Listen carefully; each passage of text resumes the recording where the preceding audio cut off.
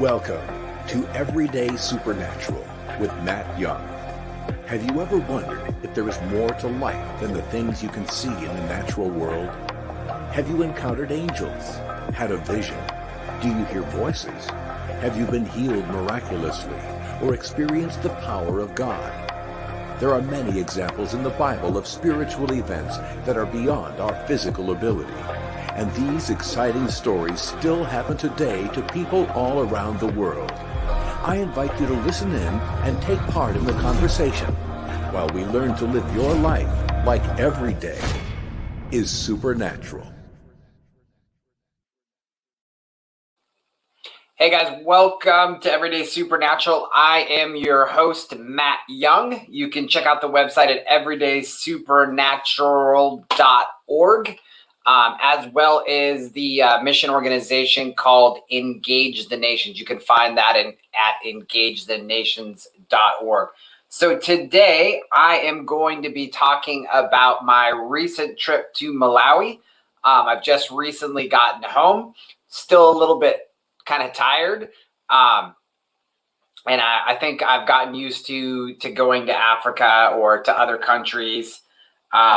This is my fifth trip to Africa and my fourth to Malawi.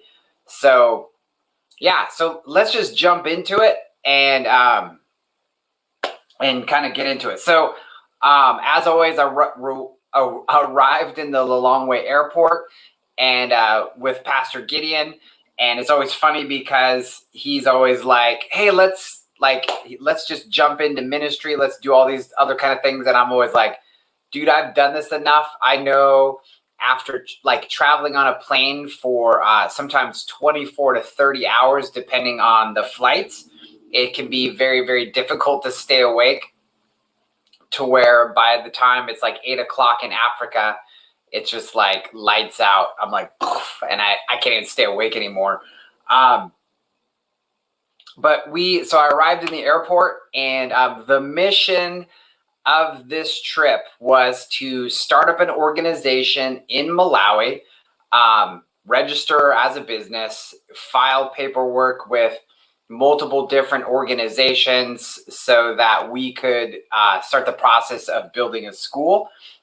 If you've ever started a business, I'd actually say it's probably easier to start a business in America than the whole process we just kind of went through. And so started that process, met with somebody who's an expert in this area who could help us walk through these things. Also have an American contact who's already started his own ministry there, as well as he's now building a school as well in a kind of a closer area to where we will be. So kind of getting some interaction from him and learning kind of some stuff. But that first day was super productive, probably the most productive I've ever had in a mission trip. And the way it works in Africa, you can't just go to one place. You know, it's not like America where you can file stuff online and do all the paperwork online. Had to drive 30 minutes to here, 30 minutes to here, 30 minutes to here. And then the way it works in a developing country is like we went to go set up a P.O. box because you need one to be an official ministry there. They're like, we're sorry, it's getting close to closing. It's going to take this long to set up the P.O. box. So you'll have to come back tomorrow. Well, coming back tomorrow is like a 45-minute drive. So yeah, so we had to kind of deal with all that kind of stuff. So there's so many different steps in the process, but it's a fun process. Met a great guy on the plane who also has an organization in Malawi where they do like different kind of wells. A guy from America. So just lots and lots of super duper connections. So I posted a bunch of pictures of the food, the food to give some of you who are Americans a perspective. When you saw like what I was eating for breakfast, it cost about $1.50. Okay, let that sink in. Dinner was about $3.50 a night. So amazing food for the price. And the price of the hotel was very, very low, but pretty typical for Africa, which was pretty good. And then, so let me kind of fast forward. But basically, the first kind of 3 days was not probably what most people would think of as ministry, but it was like doing all the administrative thing, meeting the right people. We bought some Bibles in preparation for going to villages where we would minister. And every time we go to these villages, people accept Jesus. And so we want to be able to give them a Bible right away. And then there's also people that, because a Bible costs about $9 US, people in these villages just can't afford a Bible. So it's definitely not a priority for them to go buy one because they're so super expensive. If you think about it, for an American, it would be almost like if a Bible cost you $100. Think of your average churchgoer. If they had to spend $100 on a Bible, they probably wouldn't.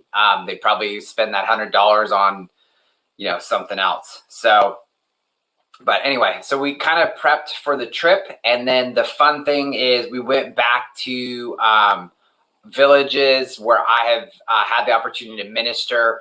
And so they've seen me already a couple times, which is good. The last time I went in 2019 and ministered in some of these places, my daughter came. And so, of course, people are like, hey, where's your daughter? And I'm like, she's at home in the US. And then it was actually kind of funny. They didn't say it to me, but one of the chiefs said to Gideon, your friend, he's kind of put on some weight. Yeah, the COVID-15, as they call it. So that was actually kind of funny, and also a check of like, yeah, time to lose some more weight. But anyway, ended up going to the piece of land that was given to us by the chiefs, and we walked the land, had to pay somebody to give us that correct GPS coordinates, and kind of measure out the exact land so that we can actually, we could create the paperwork so that it's legal, so that it could be put into, my name as well as the organization's name.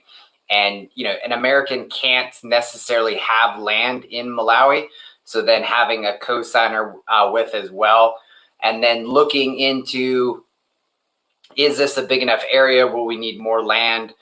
We will need to purchase another piece of property for the actual drive into this land, because the land is a bit off of the road. There's another piece of property next to it. So we'll need to purchase that. So we can actually get into there. And then the other things we'll need to do is they in Malawi, they have a site planner that will come out and actually give you some recommendations on put this building here, put this building here, do this, do that, all that kind of stuff, and kind of help you kind of figure out all the other thing. But the main thing that we'll need to do kind of to start all this process is find water, because you need water in order to mix, all the stuff you need to make bricks and mortar and all, and the sand and all that kind of stuff. So that will be kind of the next big thing, is to find where is water in the land, and then drill a hole, and then install this like basically solar powered pump that will constantly bring up water at a slow enough pace to where they can actually start building. Because without water, there is no water in the village. In this culture, the women have to walk maybe 15 minutes one way to go to a pump, which is in another village, fill up the water, carry it on their head, and then come back. And so they would have to do this over and over again to start the building of the school, which, as you can imagine, the men aren't standing in line to go help with these kind of things. So that's part of the culture. So it's usually the moms and then some of the children who do this. So that's another thing that I would think future oriented. It's great to have water in the actual school land, because it'll be needed for not just for the building, but they'll need drinking water. But it would actually be nice to have a borehole and a pump and for fresh water in the actual village. Those kind of things make a huge, huge difference. And then having a purification system, all that kind of stuff. I hope this stuff is helpful to you guys, because I imagine many of you are curious, like what goes into the process of, kind of building the school. I will post a video eventually of the drone shot of the land, which is really super cool. My friend David, who has a ministry called Win the Saints, that is basically working to prevent, the horrific things that can happen to women in developing countries. And so him and his wife have this amazing ministry where they basically take in women who've been abused, and as well as going into the local schools and educating men and women about relationships and what's appropriate. But David has been like super, super helpful. He brought his drone out, and it's kind of fun. You'll see in the video when you eventually watch it. If I knew how, I'd actually play it right now. But I probably could do that if I was really tech savvy, but I'll post it on Facebook at some point so you can see it. But he basically flew his drone, and it was cool because all the villagers, he's really tall. He's like 6'3", 6'4", and all the kids are surrounding him. So I imagine it's the first time most of them have ever seen a drone, but he took some amazing aerial shots of the land, and you can just kind of see the land's pretty big. There isn't a lot of stuff around. But then as you kind of go out, then you see a lot of the villagers' homes and all that kind of fun stuff. So that was kind of the first 3 to 4 days. And then that first opportunity to minister, I'm not going to pretend to try to say the name of this village, but it's a village that I'd been to before. And we just did a short message and then prayed for people to be healed. Of course, God healed a lot of people. And then it was kind of interesting. I'll post this video as well. Is whenever I go to Africa, I bring clothes to give away because it's always a awesome thing. And when I bring a team, and by the way, I just went by myself. When I bring a team, I always tell people like, hey, bring some clothes that maybe you want to give away to somebody afterwards. And so Gideon usually just hands out to certain leaders and have them distribute. But he decided this time to do this, and I got it on video. He would pull out a piece of cloth and throw it, and then it was like all the kids were like, whoosh, and then they were fighting over the clothes. And I was like, hey, Gideon, I think they're probably going to rip the clothes before, because the kids are like super pulling, trying to win, whether it was a dress or a pair of pants. They're like all fighting over getting a new shirt or some pants or whatever. So we're like, yeah, we need to figure out a better way to do this. But it looks super fun. But like, obviously the strongest kid wins when it's like a fight for some clothes. But that's definitely another need.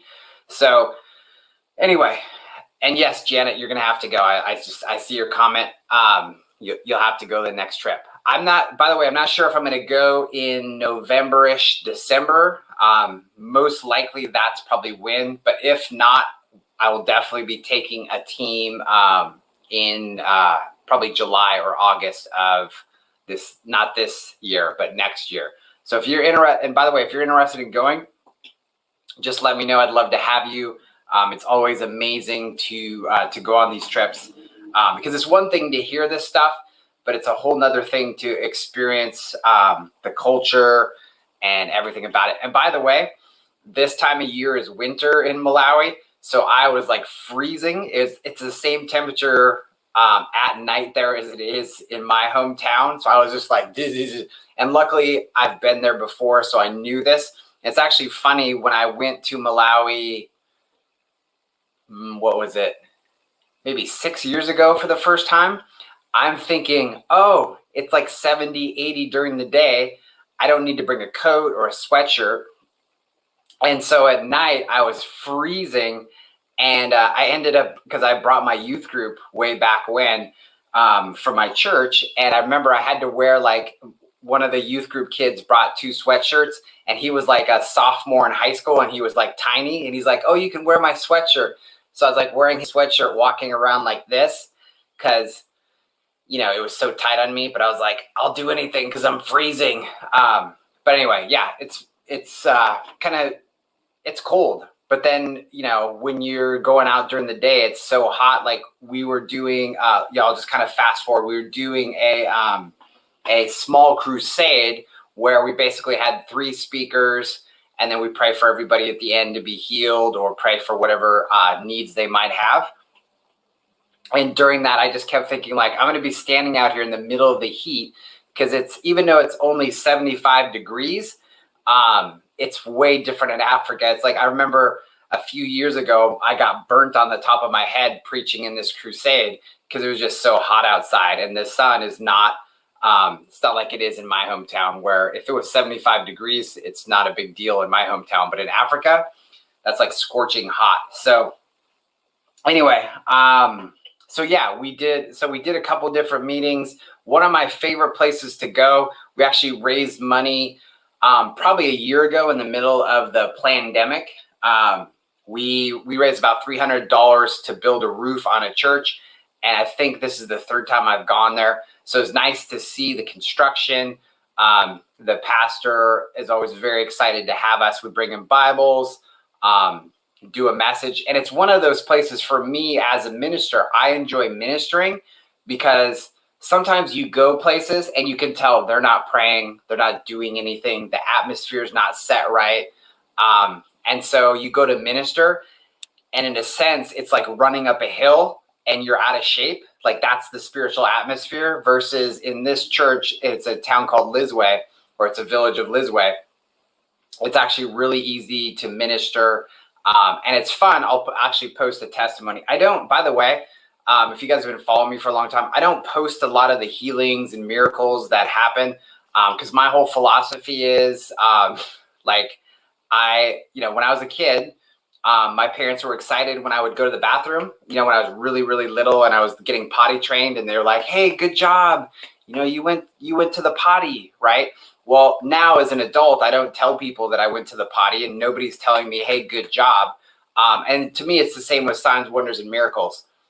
They happen. It's normal. And I don't need to post every single one that happens. And I know, like, the typical charismatic, Pentecostal, whatever, they feel like they have to post every single thing, even if the person loses their healing afterwards, which they'll never tell you.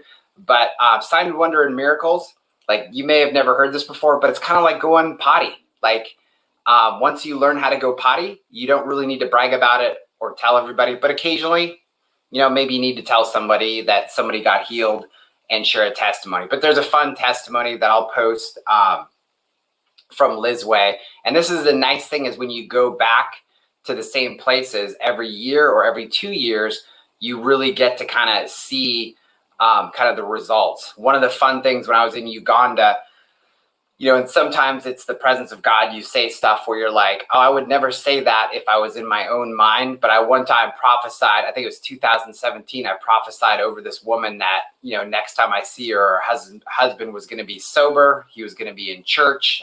And a lot of times in Africa, the men don't go church. There's probably 75% women. But I prophesied, next time I see you, your husband will be sober, he'll be saved, and he'll be in church. And so I came back a year later, and here's this man who doesn't speak English, and he's coming up and shaking my hand and smiling and like wanting to hug me. And then the interpreter's like, oh yeah, this is the guy you prophesied to his wife a year ago, and kind of did the whole thing. So that's kind of the fun part about going back to the same places. And actually in Lisway, 2 years ago, when my daughter and I went to minister, I had this woman who was about 5'5". As soon as I put my hands on her, she went like this. She was demon possessed, and she just took a swing at me, and I just went woo, and her fist just went whoo. And then all the elders, deacons, and pastors come running to the stage, and everyone's like shakara baraka, and we just cast the demon out of her. But that's the fun thing. Sometimes that bad stuff I got into when I was a kid, fighting, all that kind of stuff, pays off when some demon's trying to punch you in the face. But thankfully, didn't really have any of that stuff in Lisway. And again, went from that meeting, and then then you're in the car for sometimes 30, 40 minutes down really bumpy, dirty roads that, it's just dust. And then we went kind of the next place, same thing. One of the nights, the team did the Jesus film. And so this was the nice thing about Pastor Gideon, is he has now on his team a bunch of seasoned ministers.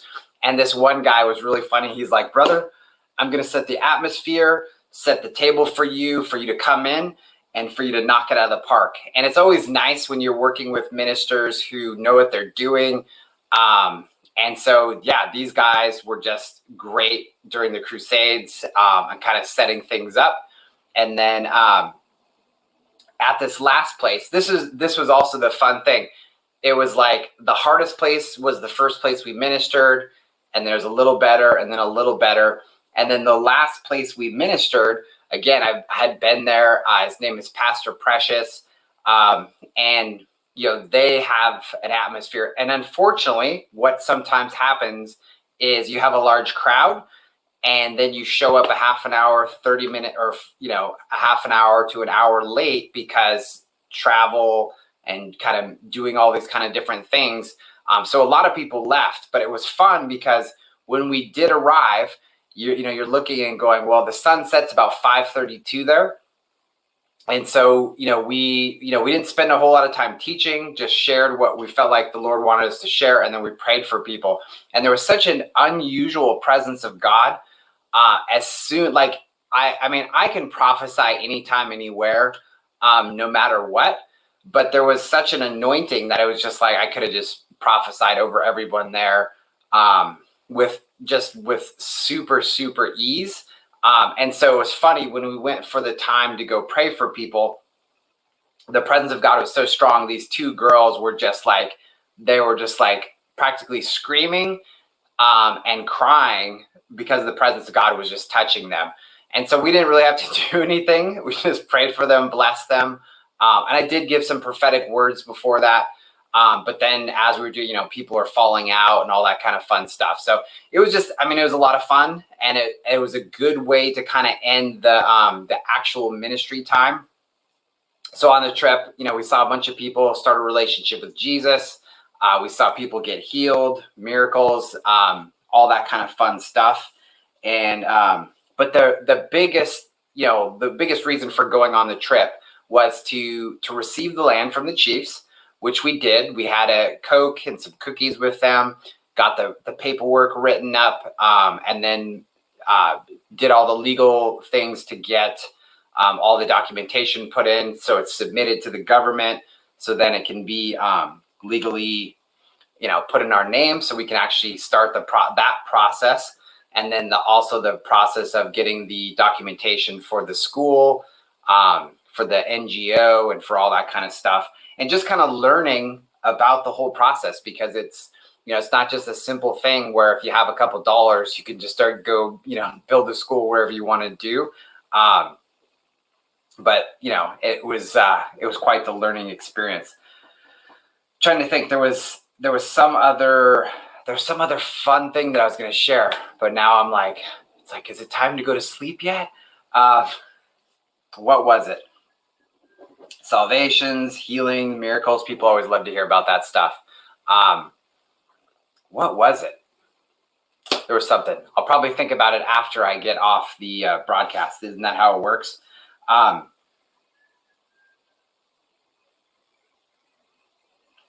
Does anybody remember what it was? No, probably not. So anyway, so if you are interested in going on a trip, again, it's always valuable. It's probably the best time for acceleration in your life, because you really get to see God move.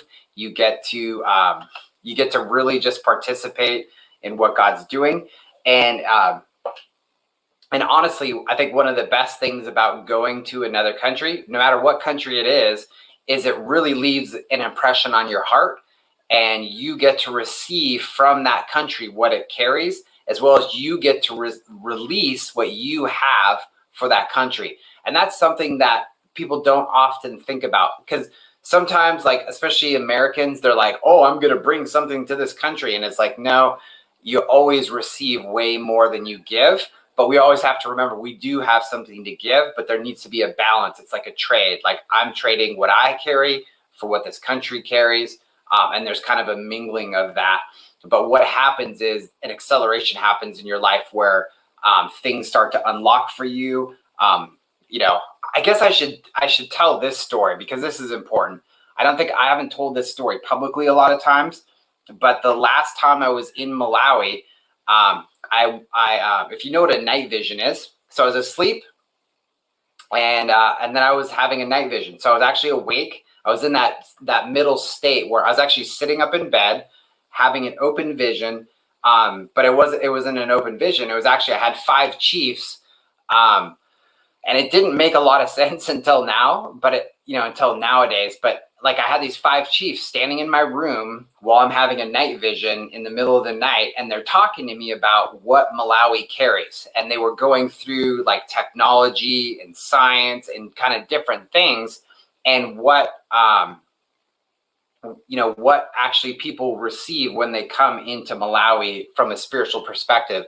And I can't share all of it, but it's one of those things that, like, I know building a school, I know there are going to be certain people that come out of this school who are going to be lawyers, who are going to be doctors, who are going to be inventors. I mean, these are things I know from this encounter I had. And that night vision was an actual encounter where I'm actually, having a conversation with real people. I wasn't talking through my mouth. We were communicating from mind to mind, and that's how it worked. But super, super encouraging. And it didn't fully make sense to me in the moment. And that's the way a lot of times an encounter is. It doesn't necessarily make sense till later. But now, moving forward with the school, it's like, I have a prophetic word for this school, and it's not even, it hasn't even started building yet. And so part of it is kind of going through, like, what are we going to call the school? Fun things are like, what uniform color should we have for the school? There's all these little tiny details that are kind of fun. Some people are really into them. For me, it doesn't matter what the color of the uniforms are. But those kind of fun details that go through, into this process of just building a school, and what, how are these students going to turn out? What kind of students are we going to attract to this school? And just for those of you watching or watching the rebroadcast, hi. We have raised, by the way, about $21,000 so far. We're probably going to need to raise about $80,000 to $100,000 to build what'll be probably 2 block schools, which, if you think about, it's like 4 rooms. So if you think of 1, 2, 3, 4 in a huge building, so there'll be 2 buildings like that. There'll be 2 houses for staff. One will be for a man, one will be for a woman. There'll be basically like housing for students who have traveled, say, from Zimbabwe or traveled from Zaire, who've heard about this school and want to come to this specific school. So they'll be living on campus, and that's what the male or female adults will actually, they'll be responsible for taking care of those students. There'll need to be a kitchen for cooking.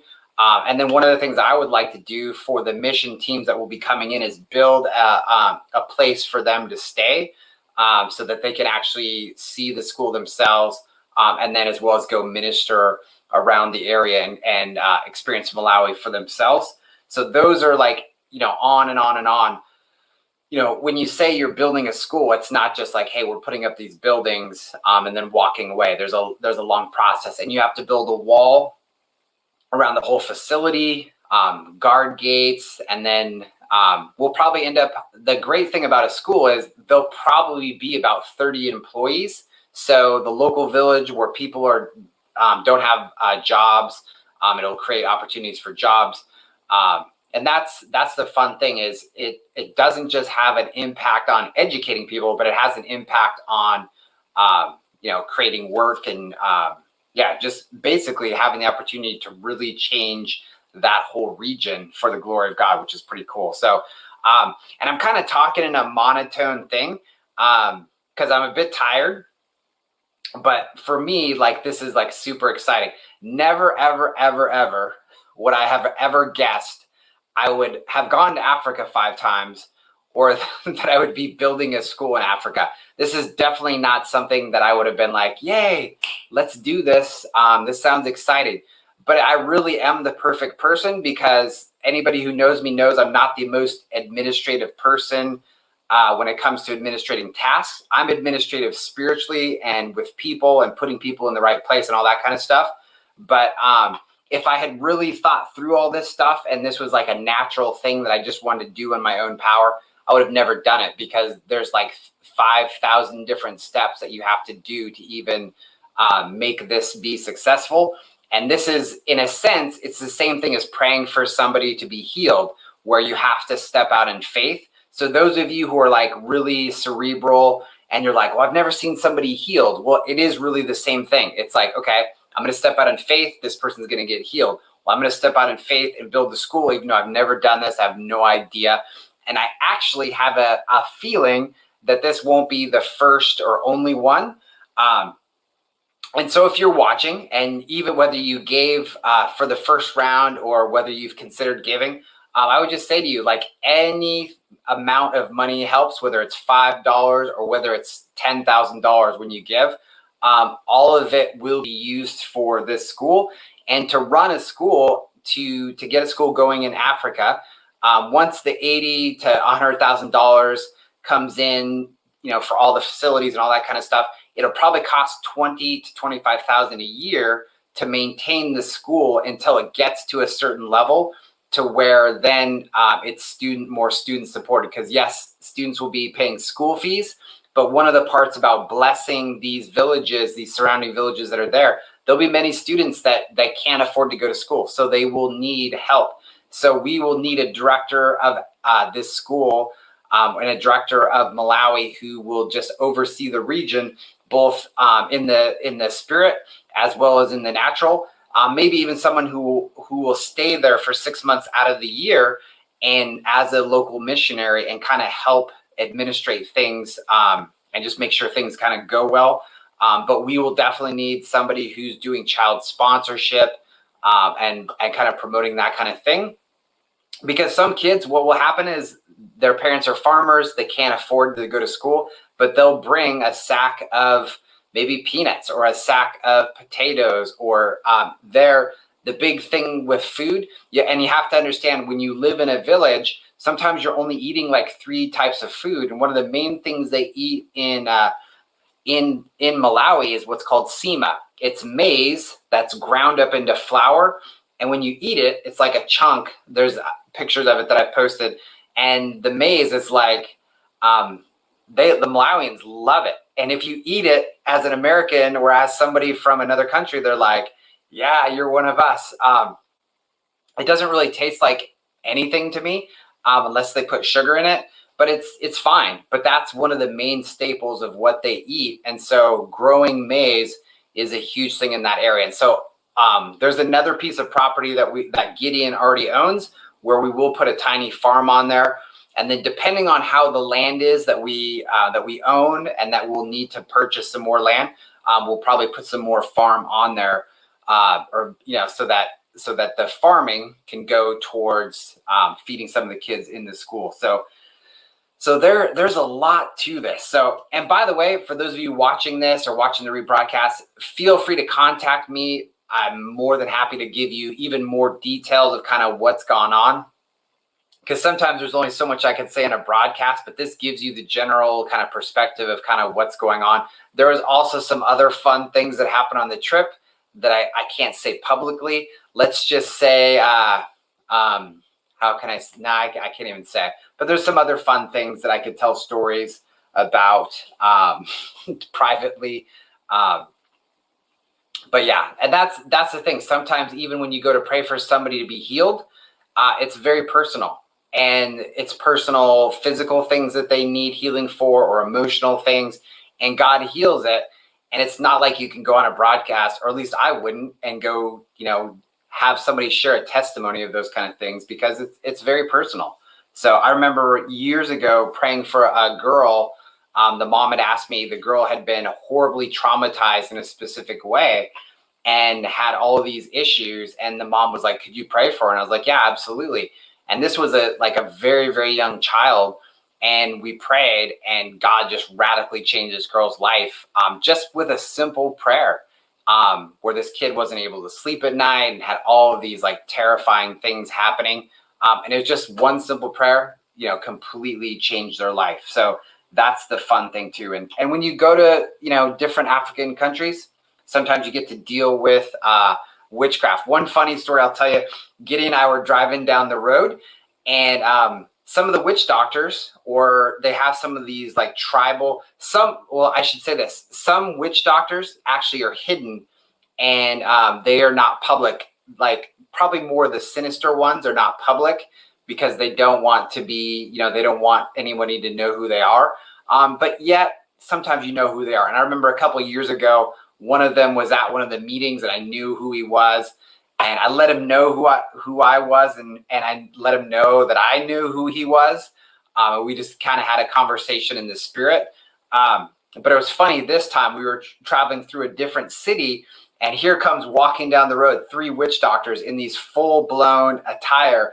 And I was like, Gideon, slow down, slow down. And I was like, shakara parakat. Then I'm talking to them and I'm waving to them as we're driving, and just kind of blessing them. I'm like, Gideon, pull over, let's go talk to them. And he's like, no. He kept driving.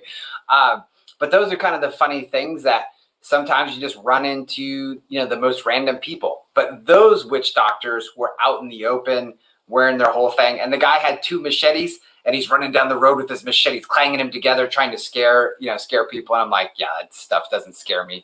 That's cool. You have 2 machetes. Can I see them? Can I play with them? Yeah, that's what I would have said to him.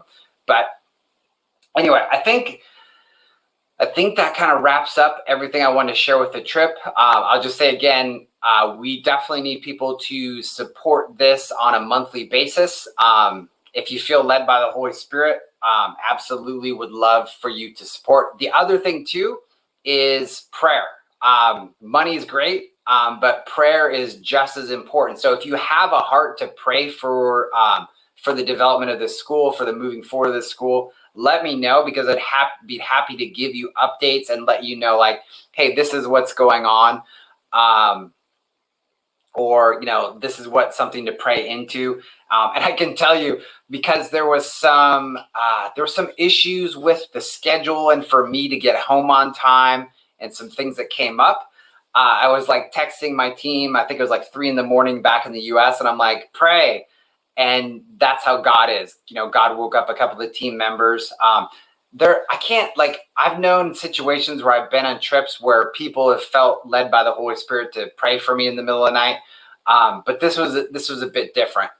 So that's the fun thing where, I always know there are people praying for these trips. But if you are somebody who you have a heart to pray for, whether it's the school, whether it's me personally, or these type of trips, let me know. I'd be happy to give you more detailed kind of things to pray into, and how to pray, because that's just as important in these trips. And one of the things that, we had kind of talked about is connections on this trip, and just made a lot of different connections with a lot of different people, which was super awesome. And really laid the groundwork, not just for the school, but for the next time that I bring a team to Malawi. Because I've never brought a team to Malawi. I've only brought teams to Uganda. And this will kind of set the stage for what's next in Malawi. So anyway, if you have any questions, comments, fire away. But again, give, pray. Can definitely use it, and I look excited to see it. You can tell I'm tired. I'm just kind of excited to see what God's going to do with this whole thing, and I would just say like a general prayer that if you are thinking about. And by the way, prayer is when you're like and you're like going for it, but also prayer is just when your thoughts, whatever you think, is a prayer. So one of the things that you could just release is that. Everything that was laid out in the days that I was there would actually continue and be completed.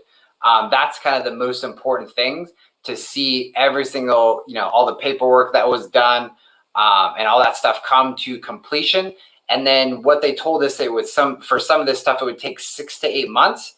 And so I'm actually believing that before 6 months, everything will be completed. So that it will be easy to get the school started. And then the goal would hopefully be to have the school open by maybe 2022, because it's going to take some time to build and all that kind of stuff, and then to purchase the other pieces of land that will need to be done. But yeah, the hope would be 2022, and if not, it'll be 2023. But yeah, that's kind of where we're at.